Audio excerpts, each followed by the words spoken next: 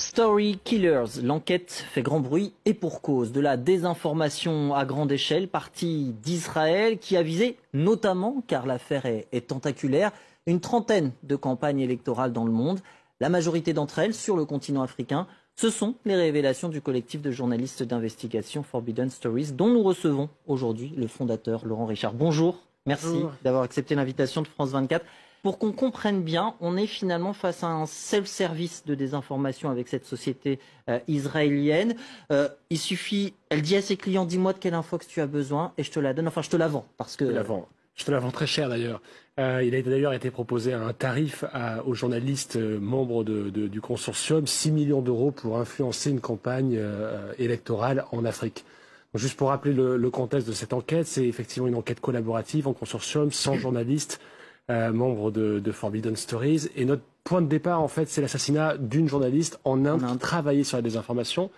Et notre mission, c'est de poursuivre les enquêtes des reporters assassinés et de poursuivre leur travail donc sur la désinformation, ce qui nous a amené partout dans le monde, en Amérique latine, mais aussi en Afrique, en Israël. Et en Israël, effectivement, 3 de nos journalistes ont infiltré plusieurs sociétés, dont une qui est une sorte d'officine cellule secrète, dont le patron se fait appeler Roré, et qui, durant les premiers entretiens, va expliquer ce qu'il est capable de faire. Et ce qu'il est capable de faire, entre autres, c'est...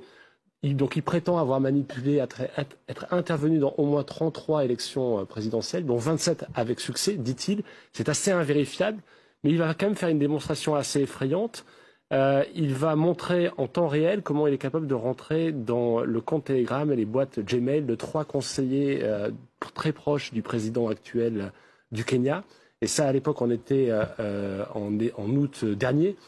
Et il était capable de rentrer donc, dans ce système de messagerie.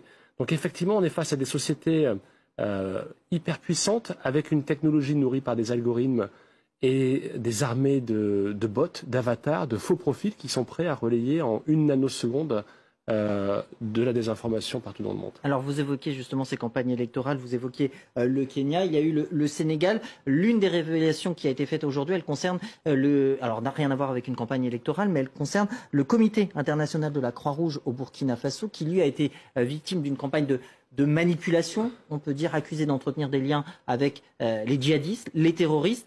Une campagne vraisemblablement à la demande du gouvernement burkinabé.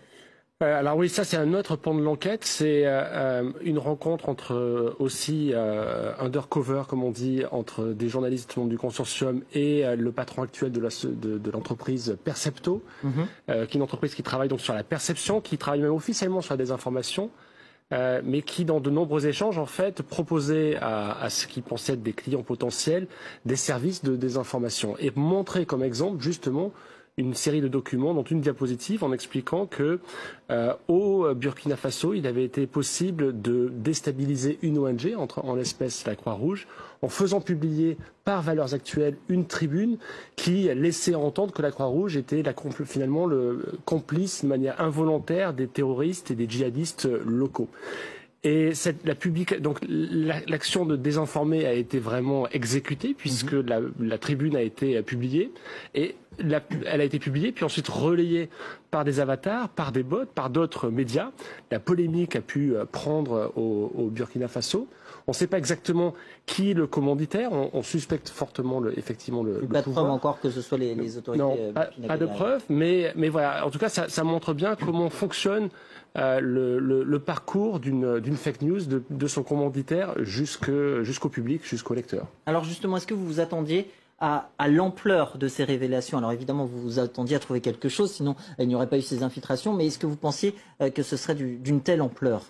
On savait que depuis quelques années, la désinformation avait changé d'échelle et de nature. On était à l'origine, c'était essentiellement les États qui pratiquaient eux-mêmes la désinformation. Et là, maintenant, depuis quelques années, on voit un grand nombre de sociétés privées se livrer avec beaucoup de puissance technologique à la désinformation. En quelques heures, ces entreprises sont capables de créer des milliers de faux profils d'avatars. 30 000, 33 000 pour... Voilà, l'équipe de Roré se targue d'avoir à sa disposition une armée de 39 000 personnes qui sont des comptes virtuels, mais qui existent et qui ont autour d'eux que de vrais amis, pour le coup, qui existent depuis des années, qui publient chaque jour des informations, des commentaires, qui parfois tiennent des blogs. Et en fait, ces personnes-là n'existent pas.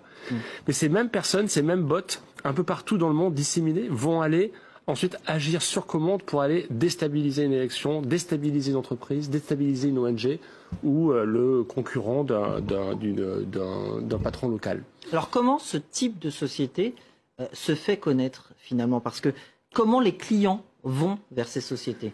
Alors ça se passe dans un endroit très opaque et qui est le carrefour de deux industries, celle de la cybersurveillance d'un côté et celle de l'influence de l'autre. Et ces deux industries, où d'un côté on était dans le hacking et dans la pénétration de systèmes, et de l'autre dans l'influence et la communication, les relations publiques, ces deux sociétés se sont rejointes pour proposer ce genre de service de la désinformation tout en un.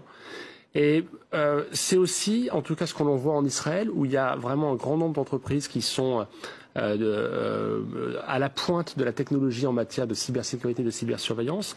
C'est aussi des entreprises qui sont financièrement capables de vendre leurs services très très cher. On sait, par un rapport d'Oxford qui a été publié l'an dernier, qu'il y a 81 États qui achètent des services à des entreprises privées pour faire de la désinformation tout en un.